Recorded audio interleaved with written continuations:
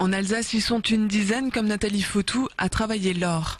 À son compte depuis 9 ans, cette doreuse redonne vie à des pièces classées monuments historiques. En ce moment, dans son atelier de Markolsheim, elle restaure une Vierge à l'enfant, une statue du XVIIe siècle installée à l'église de Plopsheim.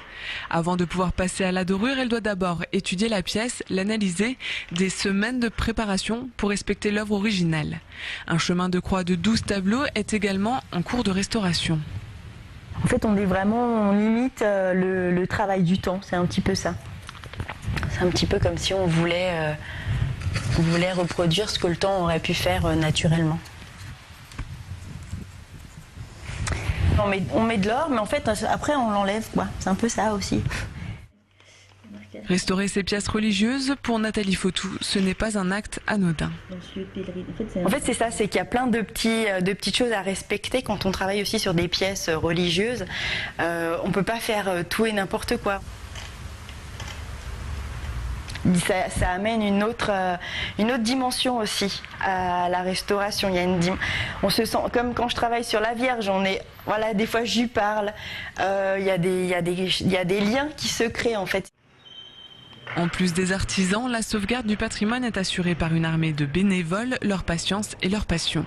À 81 ans, Paul Erhardt œuvre depuis 1957 pour la restauration de l'église de Lanzer. Je suis un pratiquant, alors j'aime bien que l'église soit en état quand on vient à l'église, qu'elle est bien et on se sent bien. Et alors je me dévoue en tant que président, je fais mon devoir. Du sol au plafond, en passant par le chauffage, l'église a entièrement été rénovée. La principale ressource financière de l'association pour la restauration de l'église de Lanzer est le repas paroissial organisé chaque année fin septembre.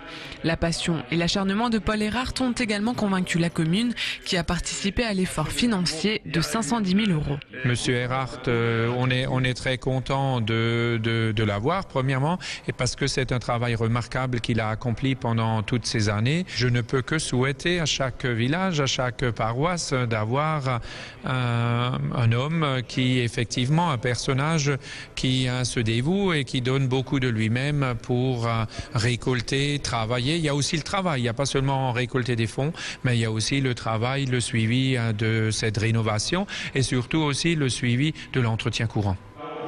Un deuxième gros chantier va débuter d'ici peu pour la réfection de la grande cloche et de l'orgue. Coût de cette restauration, 30 000 €.